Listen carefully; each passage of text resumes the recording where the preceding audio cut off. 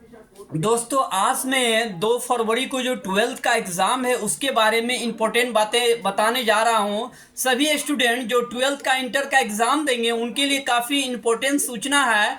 दोस्तों सबसे पहले याद रखिएगा, आपका जो एग्ज़ाम का टाइम है उनसे 1 घंटा बिफोर, 1 घंटा पहले आपको सेंटर पे पहुँच जाना है। बहुत सारे बच्चे ये सोचते हैं कि बगल में मेरा सेंटर है, यूँ मैं तो 10 मिनट में पहुंच जाऊंगा, 20 मिनट में।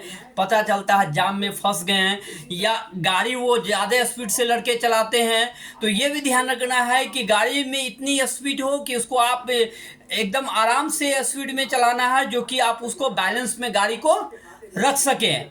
1 घंटा पहले आप पहुंचेगा, आधा घंटा नहीं है। मेरा कहना है कि आप 1 घंटा पहले पहुंचिए और 1 घंटा सेंटर पे बैठ के रिवाइज कर लीजिए, पढ़िए, वो ज़्यादा बेहतर है। हो सकता है आप निकले, आप सोचे आधा घंटे में पहुंच जाएंगे सेंटर, लेकिन हो सकता है जरा सोचिए जाम में फंस गए, एक्सीडेंट हो गया, किसी कारणवश जो रास्ता बंद है, आदि बहुत सारे प्रॉब्लम हो सकती है। मैंने पिछले साल भी बहुत सारे बच्चे को देखा है कि सेंटर पे पहुंच के रो रही है लड़की, लड़का बहुत चिल्ला रहा है, काफ़ी जिद कर रहा है, गार्ड से प्रेस डाल रहा है, हमारा एग्जाम छूट जाएगा, जाने दीजिए, आपको 1 मिनट भी लेट होगा सेंटर पे नहीं जाने दिया, गेट क्लोज हो जाएगा।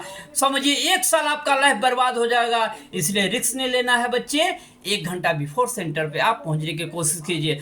दूसरी बात है कि ऑब्जेक्टिव क्वेश्चन जो देता है ओमार सीट, उसका एक अलग स्पेशल कलम आता है मार्केट में है गोला लगाने के लिए। तो गोला लगाने के लिए आप अलग कलम, यदि पतला से ही गोला लगेगा तो उसमें आपको टाइम ज़्यादा इन्वेस्ट होगा, उसमें 7-8 बार 10 बार घुमाएगा। मोटा जो कलम मोटा कलम आता है जो गोला लगाने के लिए स्पेशल आता है ओमार सीट को रखने के लिए, तो वो मोटा वाला जो ओमार सीट का जो स्पेशल कलम आता है तो वो मोटा होता है, वो आपको 3 से 4 बार घुमाएगा, गोला लग जाएगा, टाइम का आपका बचत होगा।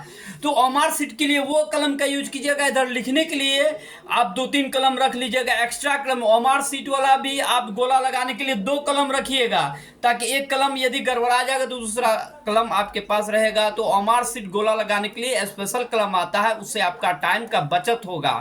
ठीक है, 2 से 3 बार लगाएगा गोला, उसमें आपको पूरा रंगा जाएगा। जबकि पतला कलम से जो लगाएगा तो टाइम ज़्यादा लगेगा। तो 2 कलम ओमार सीट का रखिएगा और इधर जो है 3 कलम आप रख लीजिएगा, ताकि एग्जाम में दिक्कत ना होगा।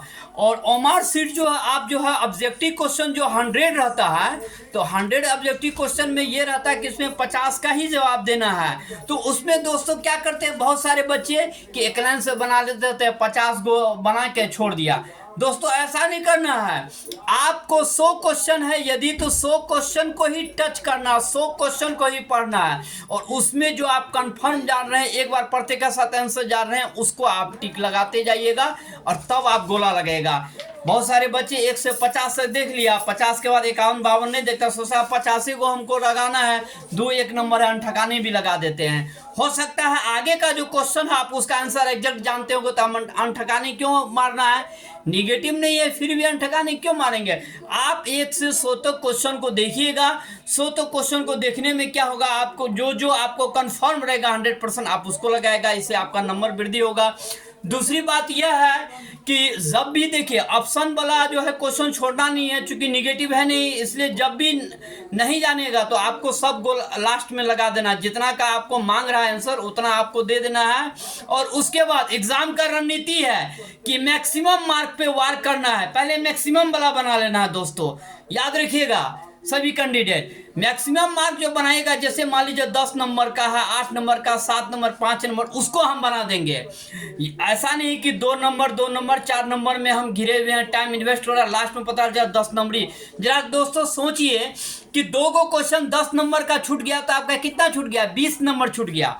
और 2 नंबरी का आपको 2 गो 3 गो छूट गया, तो 3 गो 2 नंबरी क्वेश्चन छूटा, तो 6 मार्क ना छूटा।